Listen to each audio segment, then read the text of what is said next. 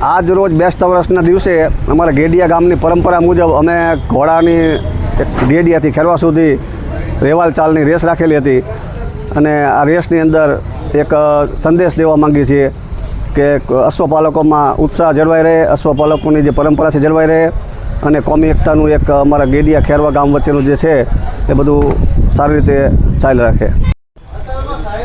આજરોજ ગેડિયા મુકામેથી અશ્વની રેસ રાખેલી હતી જે રેવલ ચાલની છે, જે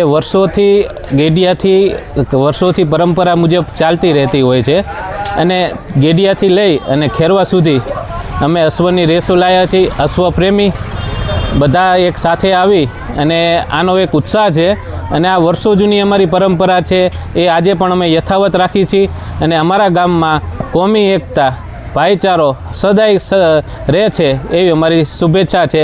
શુભેચ્છા સાથે નવા વર્ષના હેપી ન્યૂ યર।